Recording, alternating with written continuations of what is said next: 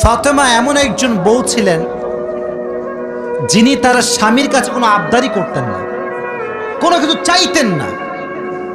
তো একদিন স্বামী আসছে, আলী এসে বলছে, এই ফাতেমা, তুমি আমার কাছে কোনো কিছু চাও না কেন?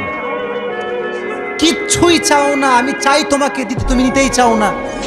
আজকে তুমি এমন একটা কিছু চাইবা যেটা খাওয়ার জিনিস হবে, আমি তোমাকে নিয়ে এসে খাওয়াবো, আমি তোমাকে নিয়ে এসে। তো ফাতেমা বলছেন, না দরকার না। কি দরকার? থাক না, কোনো প্রয়োজন নেই। তো আলী আজকে নাসরবান্দা, না আমি খাওয়াই ছাড়বো আজকে, বলো কি খাবা। তো চাওয়ার একটা লিমিটেশন আছে।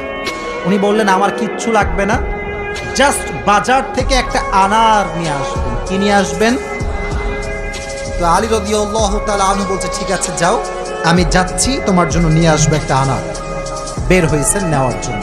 এই মনোযোগ দিয়ে শুনবেন হাদিসটা, খুব মনোযোগ দিয়ে।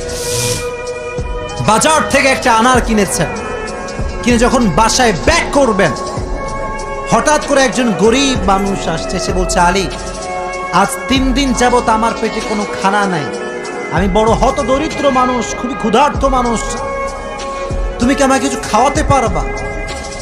আলী রাদিয়াল্লাহু তাআলা আনহু এতটা দান করার মেন্টালিটি ছিল, এতটা ভালো মানুষ ছিলেন, বইয়ের কথা ভুলে গিয়েছেন, ওই আনারটাও আল্লাহর রাস্তায় দান করে দিয়েছেন। তো যখন আনার মানে হচ্ছে ডালিম, ডালিম, ডালিম। ও আচ্ছা, না বুঝলে বলা যাবে, কোনো সমস্যা নাই। আনার মানে হচ্ছে, নগরে ডালিম আছে না নাই? তোমাদের নগরে একটা বড় বাজার আছে, বাজারটার নাম কি? হ্যাঁ, ওখানে দেখবা রাস্তার বাম পাশে সবগুলো বসে না, ফলের সব দেখবা, অনেক অনেক অনেক আপনার আঙ্গুর রাখা আছে, বেদানা রাখা আছে, আছে না নাই? আপনারা বেদানাও বলেন, ডালিমও বলেন। আচ্ছা, তুমি দান করে দিয়েছেন। তো যখন দান করে দিয়েছেন, হঠাৎ করে মাথায় আসছে, তো কার জন্য ছিল? ফাতেমার জন্য। বলেন, কার জন্য ছিল? তো মনটা খারাপ যে জীবনে বউ একবার চাইলো, তাও খাওয়াইতে পারলাম না, মানুষকে দিয়ে দিলাম। বাসায় আসছে, মনটা খুবই খারাপ।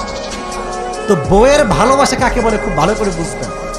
আলী যখন গেটটা খুলেছে, ফাতেমা যখন আলীর চেহারার দিকে তাকাইছে, বলছে, আলী, নিশ্চিত তুমি আমার বেদনা, আমার ডালিম তুমি আল্লাহর রাস্তায় দান করে দিয়েছো। সুবহানাল্লাহ পড়ে। তো বলছে ফাতেমা, আসলেই তাই, আমি দান করে দিয়ে আসছি। তো বলছে, আলী, তুমি যদি আমার জিনিসকে আল্লাহর রাস্তায় দান করে খুশি হও, আমি ফাতেমা তাতেই খুশি হয়ে গেল। অবাক করা বিষয় দেখেন, হঠাৎ করে একজন মানুষ বাসার গেটে নক করেছে, এই কেউ কি আছে বাসায়? গেট খুলেছে, তো দেখছে গেটের বাইরে দাঁড়িয়ে আছে একজন সাহাবী, তার নাম হচ্ছে সালমান ফারসি। তার নাম কি? এদিকে পেছনে কিয়ামত হয়ে যাক, তোমরা আমার দিকে তাকাও। তার নাম কি?